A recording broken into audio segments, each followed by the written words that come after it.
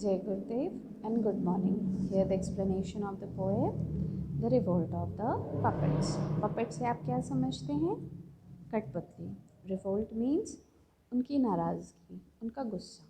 Okay अब puppets तो lifeless होते हैं, उनमें लाइफ नहीं होती है, तो उनका रिवोल्ट किसने किया है? The puppeteer. ठीक है, वो पपेटियर जो उन पपेट्स को चलाते हैं.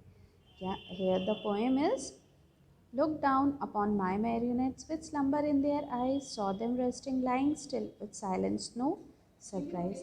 That is, the puppeteer is saying that look down upon his marionettes, his puppets, who has a deep sleep in their eyes. He saw them resting, lying still, and their silence is also no surprise. Okay? When the puppets had no work to do, they used to lying still.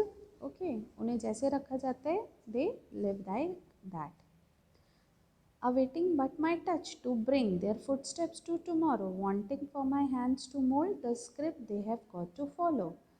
Further he is saying that वो किस चीज़ का wait कर रहे हैं puppets? उस puppeteer जो आए और अपने हैंड से उन स्ट्रिंग्स से उन पपेट्स को चलाए, उनके फुटस्टेप्स को चलाए और उस स्क्रिप्ट पर चलाए जो उन्होंने लिखा है. They dressed in costumes, finery, jesters, queens, and more. I thought that they reminded me of something seen before. Now they are variously dressed. In para 3 and para 4 हम यही देखेंगे कि queens, jesters, cloaks, peasants, prince, princess, king and everything, मतलब various characters में वो dressed up है.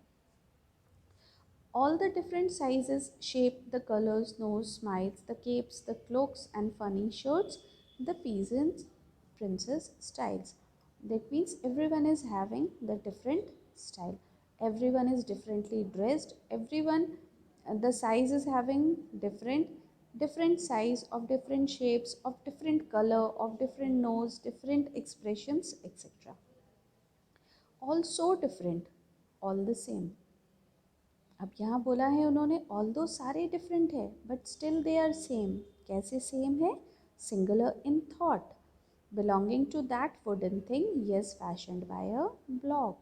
मतलब वो किस चीज़ में सेम है, सिमिलर है? They are made of wooden blocks.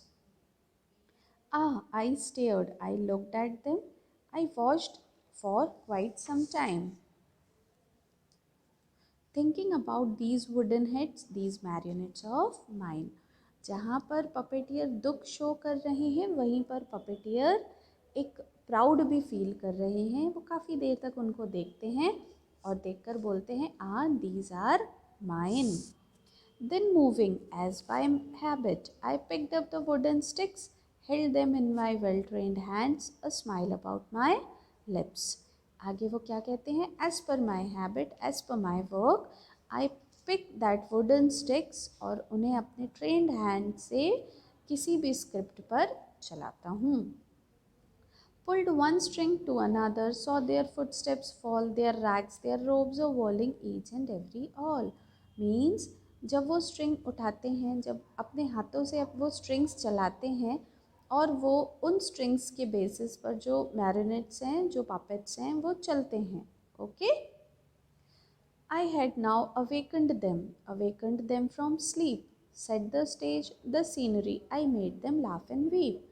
आगे पपेटियर्स क्या कह रहे हैं? अब मैंने उन्हें उनकी डीप स्लीप से जगा दिया है, स्टेज सेट कर दिया है, स्टोरी रेडी कर दी है, सीन रेडी कर दिया है और मैं वही हूँ who make them laugh as well as cry. I wrote my script, they gave it voice, they made my words their home, and you see they follow it, what they had none of their own. That means further he is saying that the script what he had written, they used to give it their voice. That means they perform on them. They do whatever the puppeteers order them. Why? Because they don't have anything of their own. And at home, in sweet contentment, from the peasants to the queen, they had nothing but their costumes, their woods, their strings, the scene. That means although they are dressed like anything, but they don't have anything of their own. Okay, they whatever I give to them, they perform on that basis only. And tears fell for these little folks, these tiny blocks of wood, who acted out the parts they played but never understood.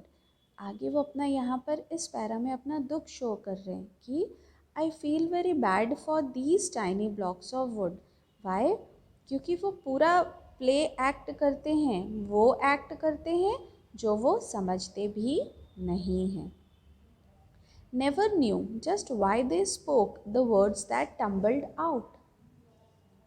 Never knew what made them do the things they acted out. ये कभी नहीं समझ पाया मैं कि इनसे हम जो कराते हैं ये वही कैसे कर लेते हैं बिना अपना दुख शो किए। And I, the puppeteer, could see and see too plainly still that these my precious little ones would never get their fill. Although being a puppeteer मैं बहुत अच्छे से जानता हूँ कि इनसे हम जैसे काम लेंगे वो वैसे काम कर देंगे, लेकिन वो कभी भी अपना फुलफिलमेंट नहीं पाते हैं। They are full of dancing and delight, never tire of the string, never tire of the theatre, me or pretending everything. वो भी खुश रहना चाहते हैं, वो भी डांस करना चाहते हैं, वो भी लाइफ को एंजॉय करना चाहते हैं, बट वो कभी भी उस स्ट्रिंग से, उस धागे से जिससे वो नाचते हैं, उस थिएटर से, उस स्टोरी से, उस स्क्रिप्ट से कभी भी टायर्ड नहीं होते हैं, थकते नहीं हैं। और हर बार वो लोगों के सामने ऐसे आते हैं जैसे वो बहुत हैप्पी हो। दैट मीन्स वो प्रिटेंड करते हैं that they are very happy. It seem they always would be mine to control at will, destined to be the actors of the master scripter's skill. मुझे पता है ये जो छोटे हैं, जो छोटे ब्लॉक्स हैं, ये मेरे ही हैं। मैं प्राउड भी फील करता हूँ इसलिए क्योंकि वो हमेशा मेरे ही रहेंगे। और destined to be the actors, वो एक्टर्स बनने के लिए ही आए हैं। और किस पर एक्ट करते हैं वो? On the master scripture skill, वो स्क्रिप्ट जो उनके मास्टर उनके लिए लिखते हैं। Their wooden heads just pine blocks to bend and bow for me and any other puppeteer who happened just like me. मैं प्राउड भी फील करता हूँ कि ये वुडन ब्लॉक्स मेरे लिए बेंड होते हैं, मुझ पर ही बो करते हैं, मैं उन्हें जैसे चलाता हूँ वो वैसे चलाते हैं। क्या कोई दूसरा पपेटियर है जो मुझ जैसा ये फील करता है? जय गुरुदेव, गॉड ब्लेस यू ऑल।